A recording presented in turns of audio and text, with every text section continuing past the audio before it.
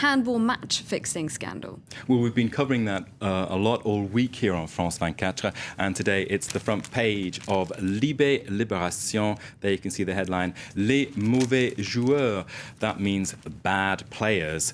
Now, other words on that front page, corruption, money laundering, mafia, and the finger points at some of the people involved in this investigation that's underway into alleged match fixing include top handball players for Montpellier. Now, one of the names is Nikola Karabatic, who is perhaps the world's number one handball player.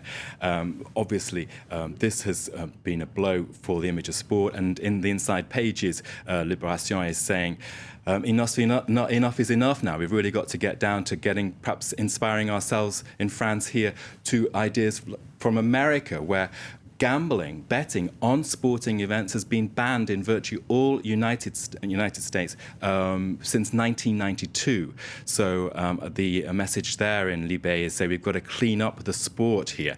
Now, the quote that grabbed my eye when I was reading that was from Michel Platini, who's the head of UEFA. Now, he's saying it is easier to accept money for losing a match than doping yourself to win one. So that issue is still running here this week. Okay, and back in the headlines is the French First Lady.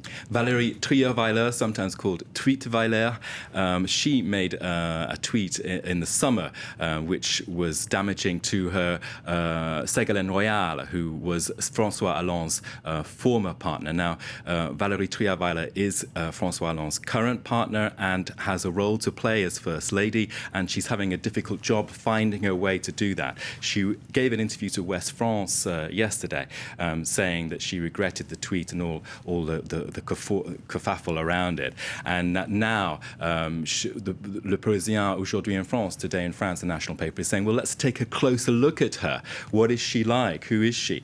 She comes from the west of France, and one of the pieces in Le Parisien aujourd'hui en France is saying that, in fact, that she could have been an heir to a family fortune in the banking business. Her grandfather, her paternal grandfather, was a banker, and there's an exclusive there in that paper with Florent, her uncle, saying that back up to 1950, the grandfather had a banking fortune, but he lost that. The money was taken by a swindler and taken off to Argentina, and her father ended up paying off debts that he owed. So today, the message there is that Valérie Trierweiler of modest means, but comes from an interesting family background. Extraordinary that that's coming out just now, months after Hollande's win. The papers are also talking about crime today.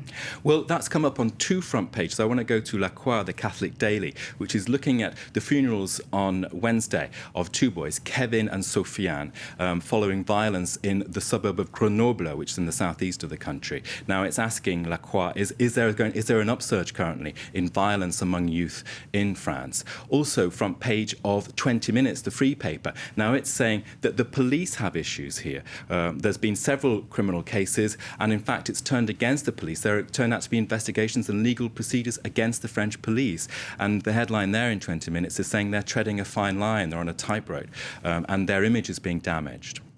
And a quick look at some angry birds, you could say. Yeah, we were talking about yesterday when the pigeons, the fall guys. This is on the front page of Le Figaro. And these are the rich, the business owners who are saying, well, we're being hammered by all these taxes, capital gains tax, the social charges. The editorial in Le Figaro there is saying that these pigeons, the fall guys, the people who are setting up companies hating these new taxes, are saying that the message is, well, you work all night to get a bank loan, create your business, and then you have no right to get rich in France. What's that about?